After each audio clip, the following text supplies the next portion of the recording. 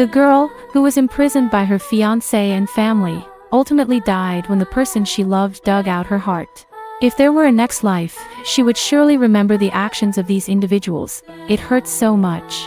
Would you still feel pain even if you're dead? Xue Xue struggled to open her eyes.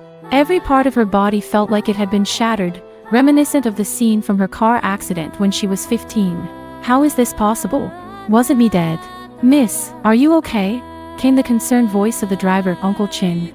Wasn't this driver, who had been by her grandfather's side since childhood, killed in the accident arranged by Xue Xue? She propped herself up and took out her phone, looking at the date displayed on it, tears involuntarily streaming down her face. Today's date is. She had actually gone back 3 months prior to Xue Xue's arrival at the Xue family. She still remembered that the car accident had been orchestrated by her cousin, Ling Xuan. However, in her naivety and foolishness at the time, she easily believed it was an unintentional mistake on Ling Xuan's part. Struggling to get out of the car, she was greeted by her cousin, Ling Xuan.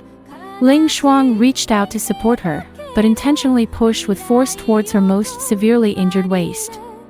If that palm had truly pushed her, her already injured waist would likely have been dislocated.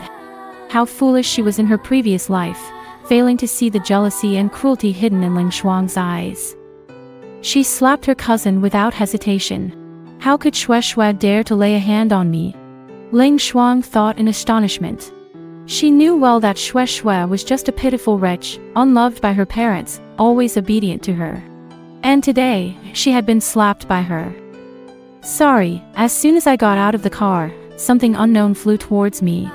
Xue Xue continued as if genuinely concerned. I'm sorry, I didn't pay attention. Did I hurt you?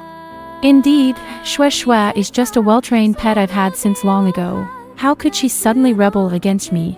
Thinking that Xue Xue was still the same foolish girl from before, Ling Xuan began her act, tears streaming down as if deeply wronged.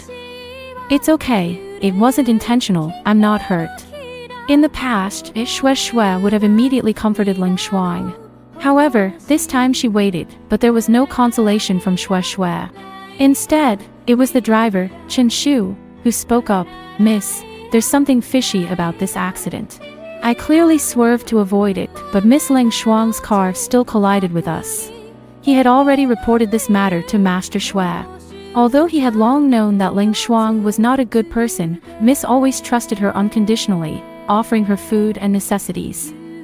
He never expected such a backstabber to be raised under his nose.